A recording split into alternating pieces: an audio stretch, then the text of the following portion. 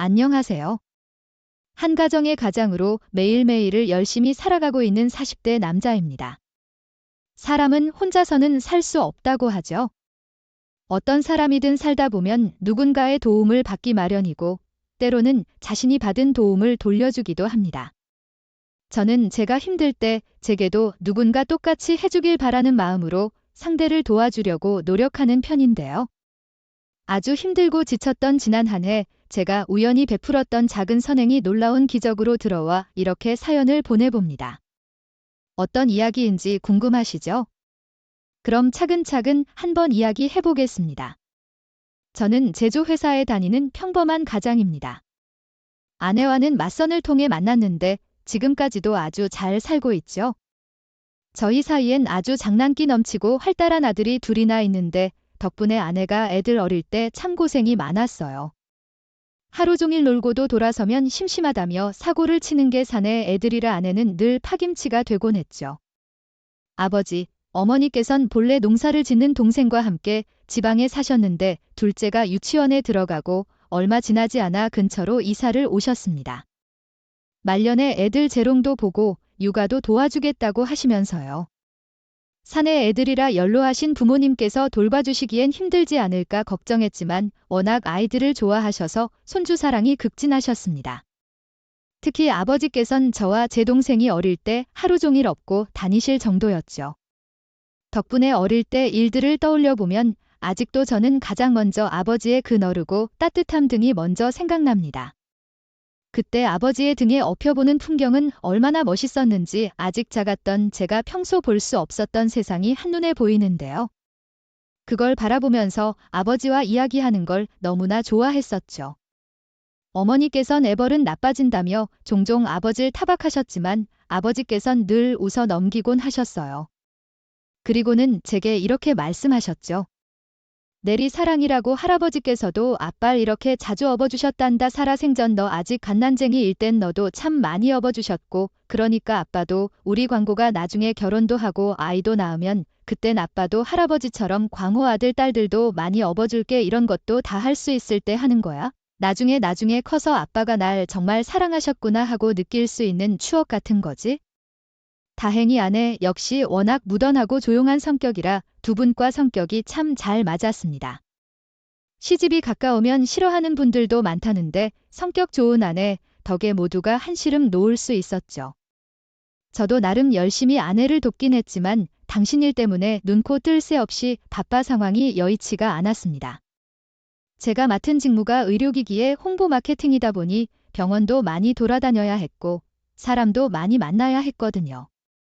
지금이야 다양한 홍보 방법이 있겠지만 그땐 참 많이 달랐습니다. 홍보를 한다고 하면 사람들을 만나야 했고 그럼 자연스럽게 식사나 술자리가 많아지니 밤늦게 귀가하는 게 이상 다반사였죠. 아무튼 그래서 그때는 덕분에 일에 집중할 수 있게 되었어요. 본래 부모님이란 그런 존재지 않습니까? 살면서 어렵고 힘든 일이 생겼을 때 가장 먼저 도움을 청하게 되는 그런 든든한 존재. 근데 하루는 아내가 안 그러던 사람이 자꾸만 계속 전화를 해대는 겁니다. 그날은 하루 종일 외근을 다녀온 참이라 아내 그런 전화가 귀찮고 짜증스러웠어요. 그래서 집에 가서 이야기하려고 전화 몇 번 넘겼는데 듣기 어머니에게서까지 전화가 오더군요. 그 순간 머리카락이 쭉 펴서는 느낌이 들었습니다. 뭔가 집에 일이 생겼구나 그런 예감이 든 거죠. 아이고 광고야. 왜 이렇게 전화를 안 받아? 아이고 광호야. 아버지니 아버지가 쓰러지셨어? 이 양반 갑자기. 쓰러져선 깡호야. 내 아버지 어떡하니? 빨리 집으로 와. 구급차 불렀는데 차가 막히는지 여지고 오질라 너. 전화 받자마자 울부짖는 어머니의 목소리에 저는 곧장 차를 몰아 어머니께 향했습니다. 마침 집에 다 온 참이라 시간이 그리 오래 걸리지도 않았죠. 그렇게 집에 도착하자마자 문을 부술 듯이 밀어 제끼고 뛰어들어가니 거실에 아버지께서 쓰러져 계셨습니다. 쓰러진 아버지 양 앞으로 어머니와 아내가 아버지의 팔과 다를 미친 듯이 주무르며 울고 있었고요. 저는 아버지를 부르며 깨우려고 시도했지만 의식이 없으셨어요. 꼬집고 때리고 아무리 크게 소리를 질러도 미동조차 없으셨죠. 쓰러지기 직전에 머리가 아프고 어지럽다고 하셨다는데 순간 머릿속에 뇌출혈이란 단어가 스쳤습니다. 아버지께선 고혈압이 있으셨기에 특히 가능성이 높아 보였죠. 그 생각이 떠오르자마자 저는 아내에게서 핸드폰을 빼앗아 들었습니다. 그리고 아버지 병력을 말하며 다급하게 상황을 설명했죠. 머리가 아프다고 하셨답니다. 어지럽다고 하시면서 그러시다고 의식을 잃으셨고요. 선생님, 이거 뇌출혈 아닙니까? 저희 아버지 고혈압이 있으세요? 선생님, 지금 퇴근 시간이라 구급차가 늦는 것 같은데 응급처치라도 좀 알려주세요. 침착하라며 저를 진정시키는 상담사의 목소리에도 도저히 진정이 되지 않았어요. 의료기기 회사에도 다닌다는 놈이 이런 응급대처법도 모른다는 게 제 자신이 어찌나 한심하던지. 상담사는 제 이야기를 듣고 확실하지 않지만 가능성은 있다며 몇 가지 조치를 알려주더군요. 저는 상담사의 이야기를 들으며 아버지를 바르게 눕히고 기도를 확보했습니다. 그리고 상황에 따라 인공호흡이 필요할 수도 있다는 상담사의 말에 다시 한번 참담한 기분을 느꼈죠. 다행히 구급차가 근처에 있다는 말이 거짓말은 아니었는지 잠시 후 구조대가 도착해 아버지를 병원으로 이송했습니다. 그리고 제 예상대로 뇌출혈 진단을 받으셨고요. 의사는 뇌동맥류 파열이 의심된다고 상태가 위중하다며 마음의 준비를 하시라고 말했습니다. 의사 선생님을 기다리며 서성이는데 어찌나 마음이 타들어가던지 정말 그때처럼 간절하게 기도를 해본 일이 없는 것 같아요. 마지막일 수 있다 생각하니 제가 아버지께 잘한 일보다 못한 일들이 먼저 떠올랐죠. 하지만 의사 선생님은 기어코 저희 가족에게 아버지께서 돌아가셨다는 소식을 전해주셨고 저는 그대로 무너져 내렸습니다. 아버지의 병명은 뇌동맥류 파열로 인한 뇌출혈로 뇌 공간 안에 혈액이 차면서 뇌관이 짓눌린 게 원인이었어요. 아마 어제부터 머리가 아프셨을 거라고 안타깝지만 골든타임을 놓쳤다고요. 저는 저를 붙잡고 오열하는 어머니를 부축하며 아무 말도 못하고 눈물을 흘렸습니다. 아내 역시 반쯤 정신을 놓은 어머니를 끌어안고 애타게 아버지 부르며 목 놓아 울었고요. 아이고 이게 무슨 일이야? 어제까지도 괜찮던 사람이여. 이게 대체 무슨 일이야? 그래, 어떻게 사람이 이렇게 갑자기 떠나 나 혼자 앞으로 어떡하라고. 인사 한마디 못 놔두고 이렇게 갑자기 그 멀쩡하던 사람이 광호야 네 아버지 불쌍해서 어떡하니? 내 아버지 이제 말년에 나랑 좋은 생을 보내며 애들 재롱이나 보자고 했는데 이렇게 갑자기 내 아버지 어떡하니? 광호야. 너무 황망한 일이라 모두가 충격에 빠져 있었습니다. 어머니도, 아내도, 저도, 아이들도 정신을 차리기가 힘들었죠. 이 소식을 들은 동생이 곧바로 차를 몰아와 새벽에 병원에 도착했고 그렇게 장례 절차를 밟기까지 저 역시 넋이 나가 있었어요. 정말 실감이 안 나더라고요. 아버지가 정말 돌아가신 건지 아니면 이게 꿈인지. 제가 집에 도착해 제대로 응급처치를 그랬다면 상황이 지금과 다르지 않을까? 온갖 생각이 다 들더군요. 어머니께선 제 탓이 아니라고 인명은 제천이라며 되려 토닥여 주시는데 그냥 자꾸만 제 자신에게 화가 나고 스스로가 한심했죠. 광호야 네 잘못이 아니야. 너 이러면 아버지 죽어서도 편히 눈 못 감아. 그러니까 가시는 길이라도 편히 가시라고 우리 아버지 희재 보내드리자. 내 아버지 명절이 그거밖에 안 된 거야. 그냥 하늘이 그렇게 정한 거라고 그렇게 생각하고 아버지께서 너를 얼마나 이뻐하셨는데 너 이러면 아버지도 편히 눈 못 감아 이놈아. 무슨 정신으로 장례식을 치렀는지 사실 잘 모르겠습니다. 겨우 발인을 끝내고 유품을 정리하고 시간은 참 빠르게도 흘러갔어요. 그리고 그렇게 저도 조금씩 정신을 차려나갔고요. 그동안 장례가 다 끝나고 저와 제 아내는 혼자가 되신 어머니를 모시기로 하고 두 분이 사시던 집을 처분했습니다. 어머니 모신다는 게 힘들 법도 한데 아내는 거부하지 않았습니다. 도리어 제가 말하지 않았으면 자신이 이야기하려 했다고 말해주었죠. 어머님 걱정은 하지마 여보 내가 잘 모실게 어머님. 아버님께서 평소 내게 얼마나 잘해주셨는데 당신 부모님이지만 이제 내 부모님이기도 해. 아내는 어머님을 모시고 자주 함께 외출하고 소일거리를 찾아 하는 등 극진히 모셨습니다. 요즘 TV에선 딸 같은 며느리가 어디 있느냐는 이야기 종종 하는데 제 아내는 그야말로 친어머니처럼 제 어머니를 대했어요. 어머니께서도 이런 며느리 없다며 친구분들께 자랑하실 만큼 두 사람은 사이가 좋았습니다. 가끔은 제가 아니라 아내가 친자식이고 제가 사위인 것처럼 느껴질 정도였죠. 그래서인지 어머니께선 종종 도리어 저를 타박하셨고요. 넌 마누라 잘 오른 줄 알아? 이 놈아. 넌 정이 아니었으면 나한테 지금 밥도 못 얻어먹을 판이야. 이래서 다들 딸이 좋다고 하나 봐. 아휴네 아버지가 딸 하나 더 낳자고 할 때 나올 걸 그랬지 뭐니. 사부님께서 어쩜 이렇게 딸을 이쁘게 키우셨다니. 너 분수에 넘치는 결혼한 줄 알아야 돼. 정말. 그렇게 아내가 어머니를 모시며 서로에게 위로가 되어주는 사이, 저는 평생 교육권을 통해 응급구조 양성 과정을 듣기 시작했습니다. 누군간 소 잃고 외양간 고치는 격이라며 비웃기도 했지만 상관없었어요. 그런 저를 이해한다며 아내는 저를 묵묵히 지지해 주었고 어머니 역시 좋은 일이라며 응원해 주었습니다. 일을 하면서 공부를 한다는 게 쉽진 않았지만 누군가 위급할 때 제가 아무것도 할 수 없다는 그런 무력감을 다시는 느끼고 싶지 않았어요.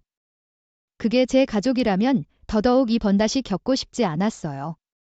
다행히 그렇게 열심히 노력한 덕에 저는 1년 만에 응급구조사 2급 자격증을 취득할 수 있었습니다.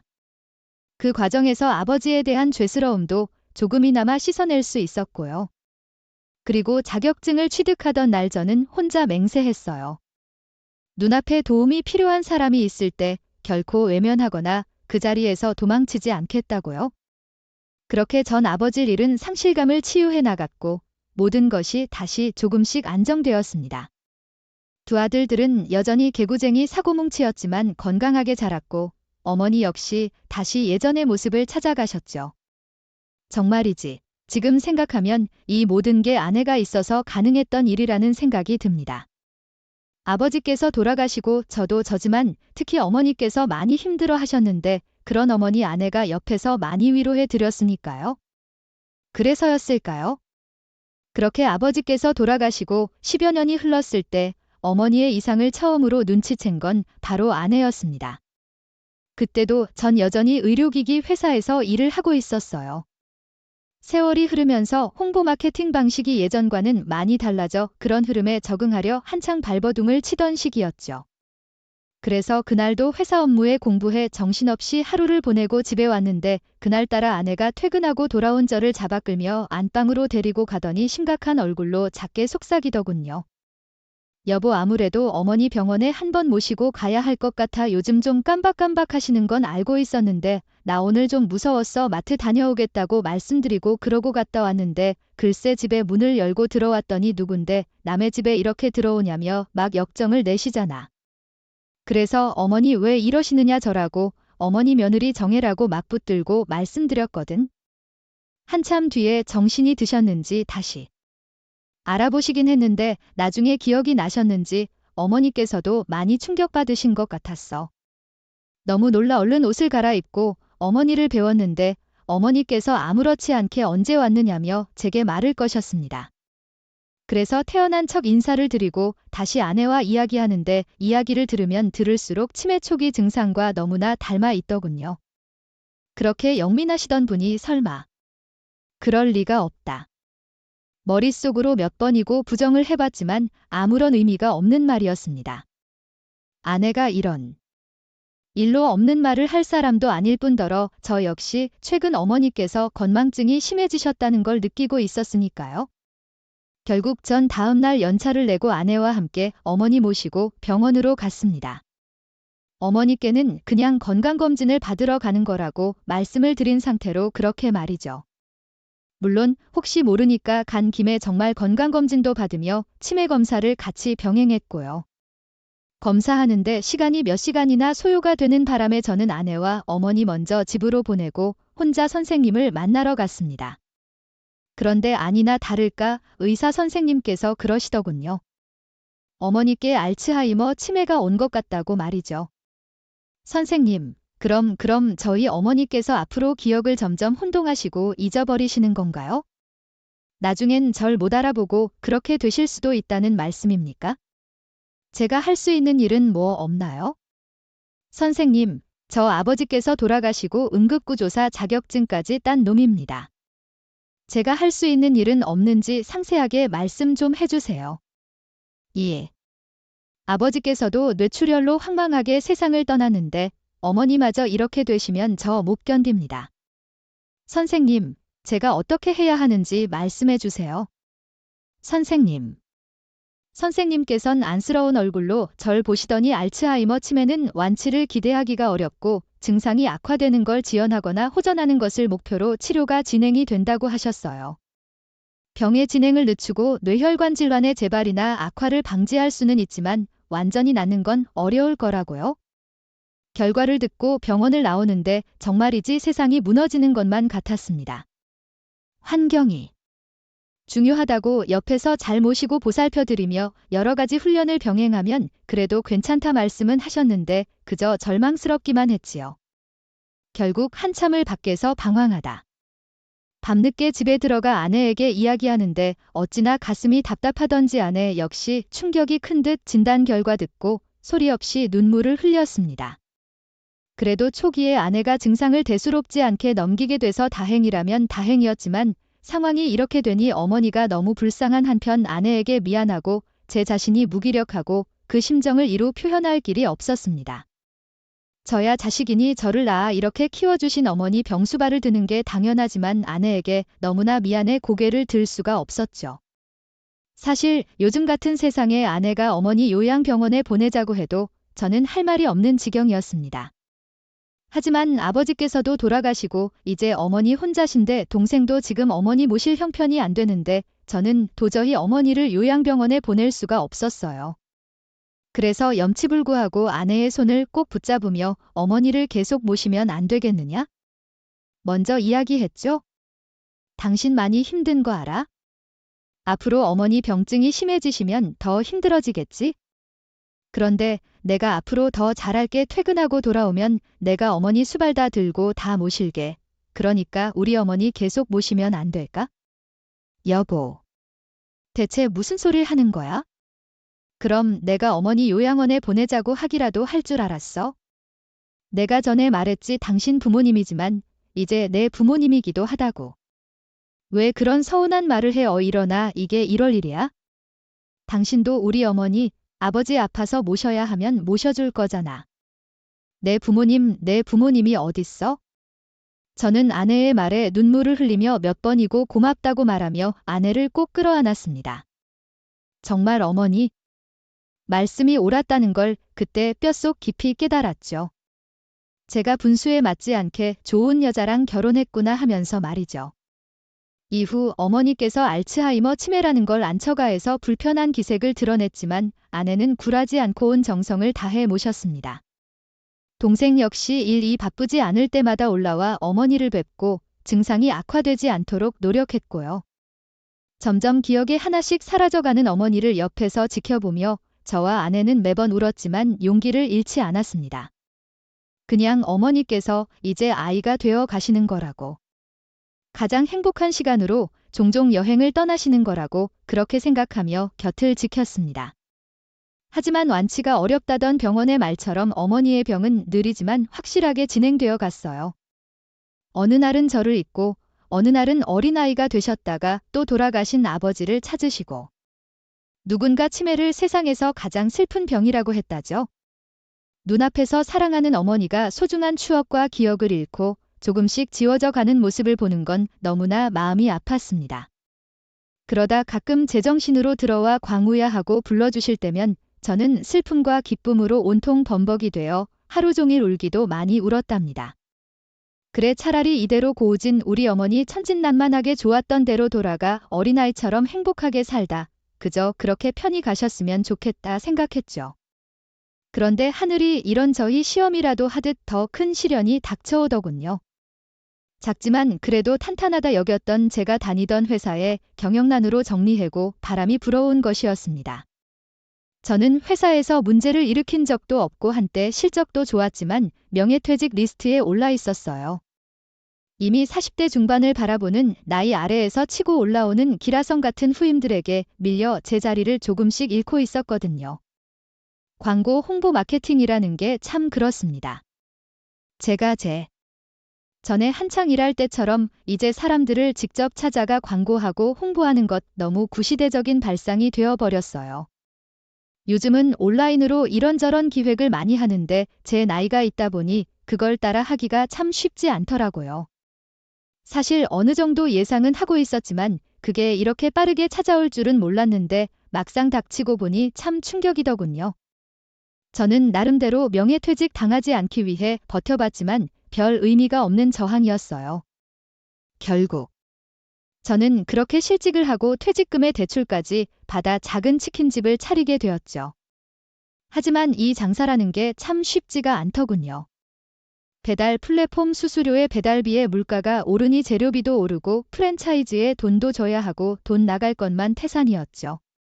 그나마 배달이 좀 있어 처음에 얼마간은 먹고 살았는데 배달비 문제가 뉴스에 뜨기 시작하면서 그마저도 끊겼습니다. 나중엔 주문은 없는데 내야 하는 돈은 그대로니 더는 버틸 수가 없었고요. 결국 그렇게 허망하게 돈대로 다 날리고 치킨집을 폐업하게 되었어요. 그 사이 아슬아슬한 집안 분위기를 감지라도 하신 건지 어머니의 병증은 갑자기 악화되었고요. 방금 식사를 마치셨는데 밥 굶긴 다음에 소리를 지르는 어머니 때문에 아파트 관리사무소에서 민원이 들어온 적도 한두 번이 아니었죠. 한 번은 안방에 몰래 들어오셔서 제 옷과 아내 옷을 모조리 가위로 오리는 바람에 멀쩡한 옷을 죄다 버린 일도 있었죠. 또 하루는 냉장고에 음식이 전부 사라져서 어머니 방에 가보니 그 많은 바깥 반찬들을 이불 속에 쏟아놓고 데워 먹을 거라며 손도 못 대게 하시더군요. 안 돼, 손대지 마, 내 거야. 난 안 주고 니들만 먹으려고 숨겨놓은 거 모를 줄 알아? 이건 나만 먹을 거야? 저리가 이 나쁜 놈아. 어머니 제발 왜 이러세요? 제발 정신 좀 차려보세요. 어머니 저 힘들어요. 저 아들 광어예요. 저 모르시겠어요. 나 결혼도 안 했는데 무슨 소리야. 너 사기꾼이지? 아휴, 경찰 아저씨 여기 사기꾼이 있어요. 제 실직과 어머니 병수발로 아내도 저도 조금씩 지쳐가는 상황이었습니다. 그 와중에 생활이 어려우니 아내도 이제 일을 해야 할 판국인데 버는 어머니를 모시고 싶어도 모실 수가 없었죠. 결국 동생이 올라오고 우린 어머니의 일을 의논했습니다. 동생은 자신이 모시겠다고 말했지만 그럴 상황이 아니었어요. 이미 어머니 병증이 깊어 혼자서는 도저히 감당이 안 되는 지경이었거든요. 하는 수 없이 전 어머니를 동생이 사는 곳 근처에 있는 요양병원으로 보내기로 했습니다. 동생에게 다달이 병원비를 보내주고 동생이 오며 가며 어머니를 돌봐드릴 수 있도록 말이죠. 어머니의 침을 싸면서 눈물이 어찌나 나오던지 천하에 이런 불효자식이 없다며 죄송하다며 몇 번을 중얼거렸는지 모릅니다. 그런데 어머니께서도 아셨던 걸까요? 그날 어머니와 마지막 밤이라고 생각하니 도저히 발이 안 떨어져서 아내와 함께 어머니 옆에 누워서 자려는데 어머니께서 갑자기 벌떡 일어나시더니 장롱 아래에서 통장을 하나 꺼내 쥐어주시더군요.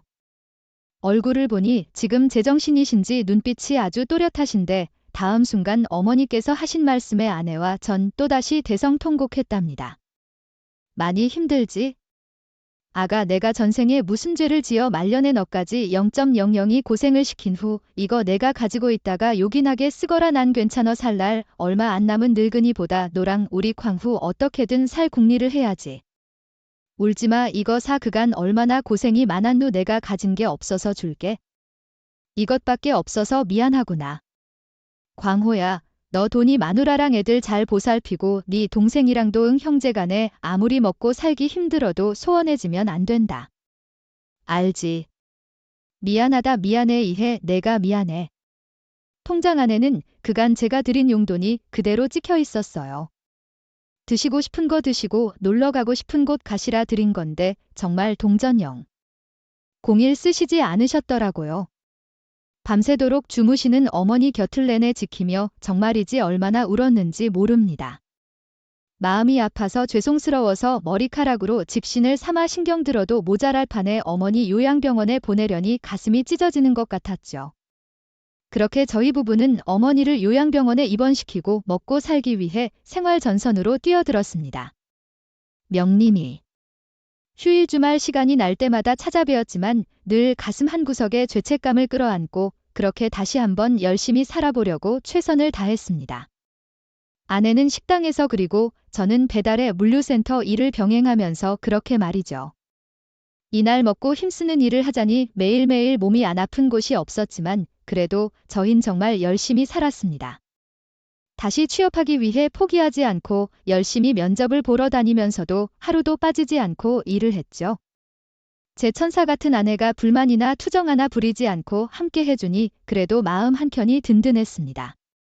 아이 집안 사정이 안 좋다는 걸 알면서도 주눅 들지 않고 열심히 공부해줘서 어찌나 대견했는지 모릅니다.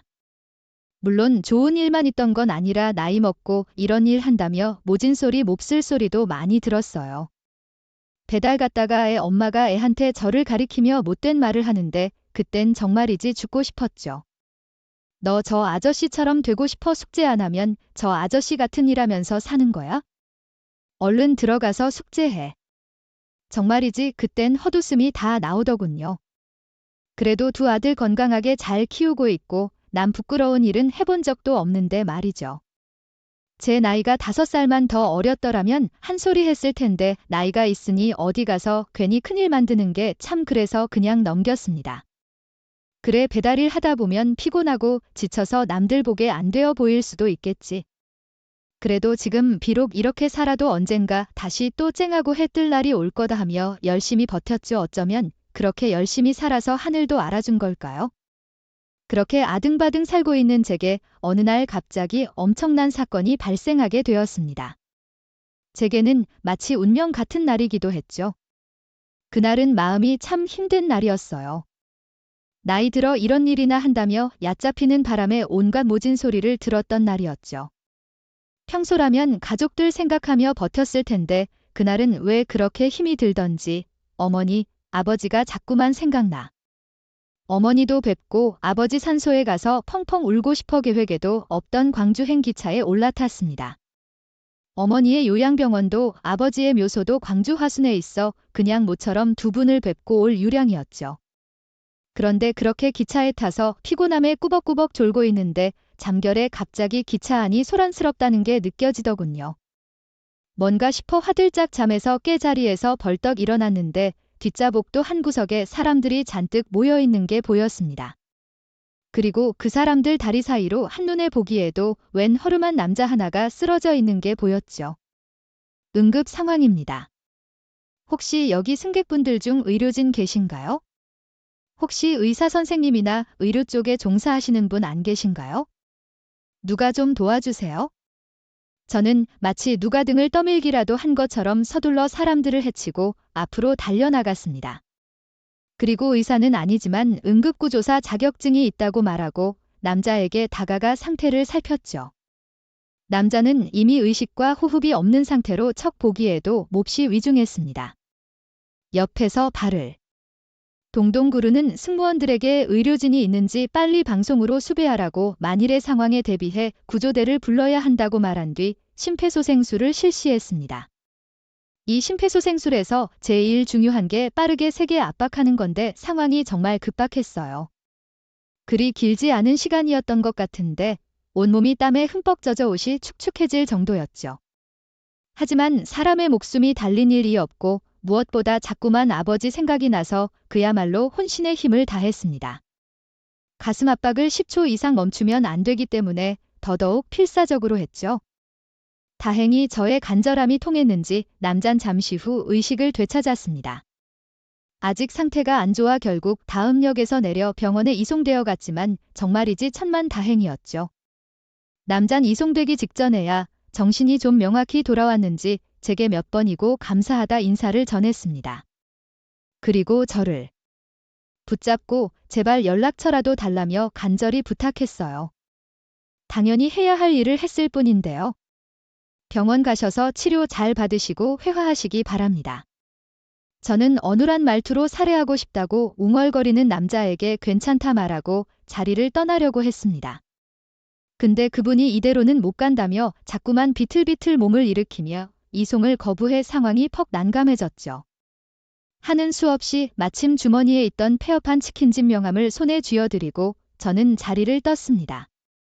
다시 기차에 올라타 어머니, 아버지 뵈러 가는데 그때 기분은 참 어떻게 말로 표현할 수가 없더라고요. 뿌듯하고 보람차고 아무튼 기분이 참 좋더군요.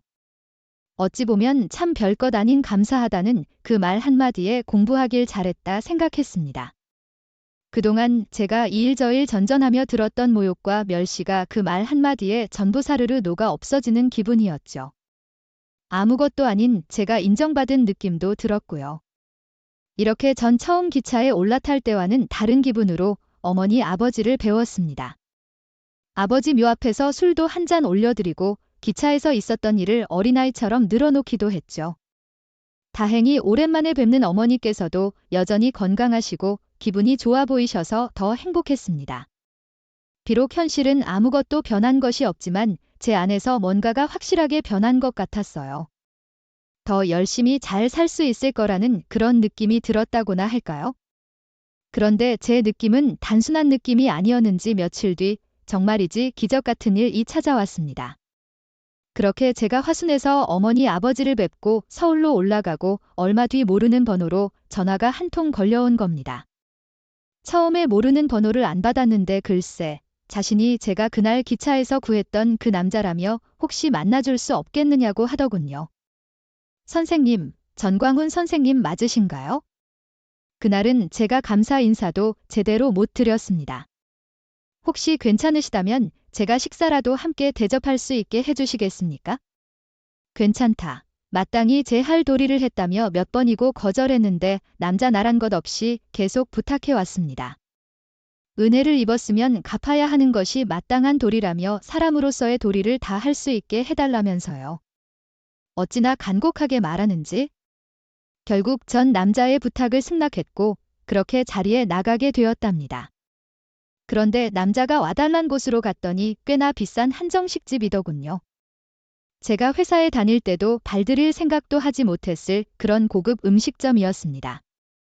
처음엔 내가 약속 장소를 헷갈렸나 싶어 몇 번이고 주소를 확인했는데 약속 장소가 맞았습니다.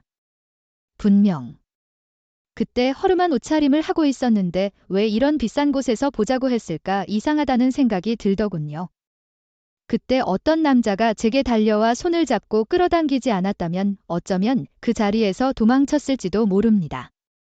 아무리 은혜를 갚고 싶다지만 형편이 좋지 않아 보이는 분께 이런 비싼 밥을 얻어먹는 건 도리가 아니라고 생각했거든요. 아이고 청 선생님 와주셨군요. 여기입니다. 여기 저 혹시 사람을 잘못 보신 게 아니신지? 제가 그날이랑은 좀 많이 다르죠? 저 맞습니다. 정 선생님. 그때 기차에서 목숨을 구해주셨던 그때 그 사람입니다. 저는 어리둥절한 채로 그렇게 남자의 손에 이끌려 한정식 집 안으로 들어갔습니다. 그리고 어색하게 마련된 방에 자리를 잡고 앉아 식사를 하는데 남잔 그날 제가 봤던 모습과는 정말이지 사뭇 달라 보였어요. 그날은 다 낡고 해진 옷을 입고 있어 사람들도 다들 도끼를 꺼리는 분위기였는데 지금은 고급스러운 정장에 비싸 보이는 시계를 차고 있어 위화감이 들 지경이었죠. 제가 몰라보는 것도 무리가 아니었습니다. 남의. 다시 한번 감사하다고 인사하고 이런저런 이야기를 해왔습니다. 술이 한 잔 두 잔 들어가며 세상 돌아가는 이야기가 사람 사는 이야기로, 사람 사는 이야기가 서로의 삶에 대한 이야기로 점점 옮겨갔죠. 남자는 자신의 이름을 김정한이라고 소개하며 그냥 작게 제조사를 하나 하고 있다고 말했습니다. 그러면서 자신의 과거에 대해 말하는데 이분도 참 순탄치 않은 인생을 사셨더군요. 남잔 어릴 때부터 가난하게 자라 고등학교도 간신히 졸업했다고 했습니다. 고등학교를 졸업하자마자 경기도로 상경해서 공장에서 기술을 배웠는데 정말 가진 것 하나 없어서 안 해본 일이 없다. 자부할 만큼 여기저기 일을 했다면서요? 그리고 그렇게 악착같이 돈을 모아 지금의 회사를 차렸는데 이게 참 쉽지가 않았답니다. 고졸이라고 무시하고 내 주제에 무슨 사업이냐 막말도 많이 들었다면서요?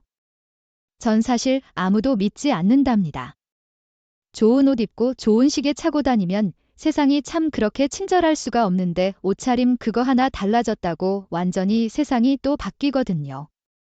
세상에 그렇게 가짜가 많아요. 진짜 좋은 사람들은 그런 걸 가리지 않고 친절을 베풀고 항상 정의롭게 행동하는 법인데. 그래서 옥석을 가리기가 더 힘들죠.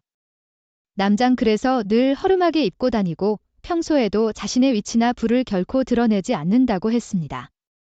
돈 앞에서 그 명예욕이나 무력 앞에서 사람이 얼마나 간사하게 바뀌는지 잘 알고 있다면서요? 남자 이야기를 들으니 저도 실직하고 겪었던 일들이 떠올라 참 남일 같지가 않았습니다. 이 나이 먹고 번듯한 직장도 없이 일용직을 전전한다며 무시하던 사람들이 떠올랐죠. 저는 남자에게 다 이해한다며 제가 겪었던 이야기들을 풀어놓았습니다. 남잔 분노하고 때로는 눈시울을 붉히며 진지하게 제 이야기를 들어주었고요. 저라고 이 나이에 일용직 전전하며 살고 싶겠습니까? 사람마다 다 사정이 있는 건데 사람들이 참 냉혹하더라고요. 간 집에서 애 엄마가 애한테 숙제 안 하면 너도 저 아저씨처럼 된다. 했을 땐 정말이지 다 놓고 싶더라고요. 근데 그래도 어쩌겠습니까? 저만 보고 사는 아내와 아들들이 있는데 지금 와서 생각하면 참 가족들에게 미안해요. 가장이라는 사람이 회사는 실직하고 치킨집은 망하고 제가 정말 부끄러워서 낯을 들 수가 없습니다. 선생님, 제가 보기에 선생님께선 열심히 사셨어요. 운이 없어 결과가 못 따라왔을 뿐 아니겠습니까? 제 생각에 선생님께선 존경을 받았으면 받았지 부끄러워하실 일을 하신 적이 없어요. 제가 쓰러졌을 때도 망설이지 않고 다가와 제 목숨을 구해주셨잖아요. 솔직히 요즘 세상에 누가 다 늙고 지저분한 노인을 구하려고 그렇게 선뜻 나서겠습니까? 아마 아내분도 그리고 아드님들도 모두 그런 선생님을 존경할 겁니다. 남잔 제 손을 꼭 붙잡고 눈물을 글썽이며 진심으로 감사하다고 고개를 숙였습니다. 그리곤 은혜를 갚을 수 있게 해달라며 놀라운 이야기를 해왔습니다. 선생님 전 좋은 일을 했으면 꼭 보답을 받아야 한다고 생각합니다. 그래야 그걸 보고 사람들이 좋은 일을 해야 좋은 일이 생긴다고 배울 수 있으니까요. 이런 말씀드리기 참 부끄럽지만 제가 선생님께 제 목숨 구해주시는 애를 꼭 갖고 싶은데 제가 해드릴 수 있는 일이 지금 당장은 돈밖에 없는 것 같습니다. 오해하지 마세요. 선생님의 선의의 값어치를 매기려는 게 아닙니다. 사실 생명의 값을 어떻게 매기겠습니까? 그저 선생님께 필요한 것을 제가 해드릴 수 있으니 꼭 해드리고 싶어 그럽니다. 남잔 그러면서 자신의 생명을 구해준 보답으로 1억이란 보상금을 주고 싶다고 말하더군요. 정말이지 전 제 길을 의심할 수밖에 없었어요. 말이 쉬워 1억이지 지금 저와 제 가족에게 그리고 평범한 사람들에겐 너무나 큰 돈이었으니까요. 저는 당연히 해야 할 일을 했을 뿐이라며 극구 사양했습니다. 그러자 남자는 자신을 은혜도 모르는 사람으로 만들지 말아달라며 눈물로 저를 붙잡았고요. 그렇게 몇 번의 실랑이가 오가는 중에도 남잔 도저히 포기할 생각이 없어 보였고 저 역시 도저히 사양할 수 없는 분위기가 되었습니다. 결국 저는 감사하다고 말하며 눈물을 흘렸죠. 사양하면서도 그 돈을 정말 받아도 되나 망설였는데 그걸로 이제 많은 상황들이 나아질 거라고 생각하니 눈물부터 나더군요. 정말이지 살면서 누군가에게 이런 호의를 받아본 적이 없어서 어안이 벙벙할 지경이었습니다. 감사합니다. 이런 걸 바라고 한 일은 아니었는데 제가 은인이라고 하셨지만 사장님이야말로 제 은인이십니다. 정말 감사합니다. 감사합니다.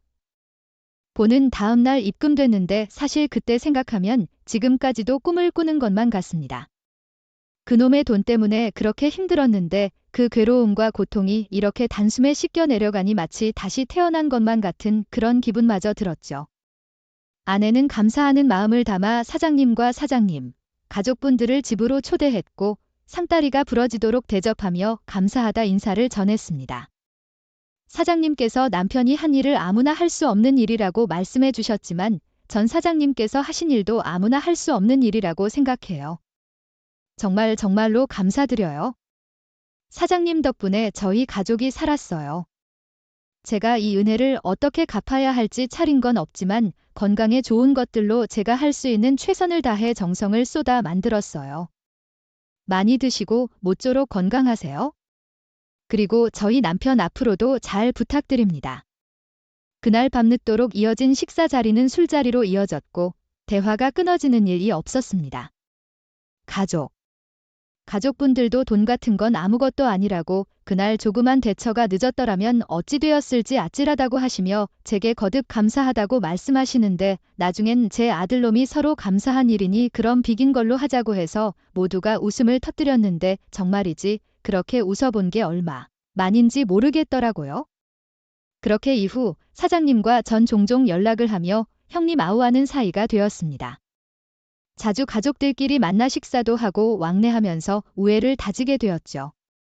동생은 있어도 형님은 없어서 기분이 참 묘했는데 형님은 그 뒤부터 제게 친구이자 아버지 같은 존재가 되어주셨어요. 덕분에 아버지께서 돌아가시고 난 뒤 처음으로 마음이 참 든든해졌습니다. 그만큼 제게 많은 의지가 되어주셨고 산처럼 든든하게 저를 지켜봐 주셨어요. 제가 직장을 구해보려 여기저기 면접을 보러 다닐 때 선득키를 제시해 주시기까지 하셨죠. 동생아, 그러고 보니 의료기기 회사에서 홍보 마케팅 일을 했다고 했지? 우리 회사도 이제 슬슬 궤도에 올라서 제대로 된 홍보 마케팅 팀이 필요한데 혹시 동생이 맡아줄 수 있을까? 요즘 참 믿을 만한 사람이 없어서 그래. 그래도 동생이 그쪽에서 꽤 오래 일했다고 했으니 이쪽도 조금만 배우면 금방 잘할 수 있을 것 같은데 말이야. 저는 형님의 제안을 감사하게 받아들여 형님 회사의 홍보 마케팅 부서에 입사하게 되었어요. 심지어 이전에 일했던 회사에서의 경력을 모두 인정받아 더 좋은 조건 직급으로 계약하게 되었죠.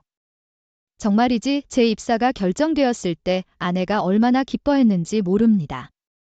언젠가 이런 좋은 날이 올 줄 알았다며 그간 고생했다며 제 손을 꼭 붙들고 우는데 그날 둘이 눈이 아주 퉁퉁 붓도록 울었죠. 여보, 그동안 정말 고생 많았어. 난 당신 꼭 해낼 거라고 믿었어, 거봐. 열심히 살면 이렇게 좋은 날이 오잖아. 아버님께서도 당신을 자랑스럽게 지켜보고 계실 거야. 너무 고생했어, 여보. 정말 열심히 살아줘서 정말 고마워. 하지만 놀라운 일은 거기에서 그치지 않았습니다. 하루는 형님이 주말에 낚시를 가자고 하시는 걸 어머니를 뵈러 가야 해서 어쩔 수 없이 거절했는데 경기도권에 있는 더 좋은 요양병원을 소개해 주시기까지 했어요. 심지어 전에 계시던 곳보다 훨씬 시설도 잘 되어 있는 고급 요양병원이었는데 형님께서 이미 모든 준비를 해주셨습니다. 어머니께서도 그곳이 더 안정이 되셨는지 가끔 찾아뵐 때마다 편안해 보이시더라고요. 요즘은 병원에 찾아뵐 때마다 어찌나 좋아하시는지. 곧 병이 나아서 이젠 저나 동생, 그리고 아내를 알아보시는 게 아닐까 싶을 정도랍니다. 동생은 처음에는 환경이 바뀌면 어머니께서 적응이 힘드실 수도 있다며 반대했는데 한번 올라와 보고는 잘 옮긴 것 같다며 굉장히 좋아하고 있고요. 사실 아내는 이제 사정이 괜찮아졌으니 어머니를 다시 모시자고 했지만 형님 소개로 찾아간 전문 병원에서 많이 안정되셨고 전문 의료진의 케어가 필요한 시점이라 해서 당분간은 더 병원에 계실 듯합니다. 병세가 좀 더 좋아지시고 안정이 되시면 그땐 어머니께서도 편히 지내실 수 있는 집을 구해 다시 모셔 오기로 했죠. 그저 당연히 해야 할 일이라고 생각해서 한 일이었는데 이런 기적이 제게 찾아오다니 그간의 제 모든 고생이 씻겨져 내려가는 듯합니다. 지금은 회사에선 대표님 그리고 밖에선 형님으로 모시며 제2의 인생을 살고 있습니다. 회사에선 대표님과 직원이지만 주말이면 함께 낚시도 하고 우회도 다지고 있죠. 한참 직장도 못 찾고 고생할 땐 사는 게 지옥 같았는데 지금 이렇게 다 지나고 보니 행복이란 게 특별한 것이 아닌 것 같아요. 그저 좋은 사람들이 곁에 있고 서로 힘이 되어줄 수 있다면 그게 진짜 행복이 아닌가 그런 생각이 듭니다. 요즘도 뉴스에서는 여러 사건들로 말들이 참 많은데 결국 본질은 다 사람이 어떻게 마음을 먹느냐에 달린 것 아닐까 싶습니다. 하인에게 베푼 선의가 제게 복으로 돌아온 것처럼 이 이야기를 들어주신 모든 분들의 선의도 복으로 되돌아왔으면 좋겠습니다. 그럼 긴 이야기 들어주셔서 진심으로 감사합니다. 모두 모쪼록 행복하고 건강하시길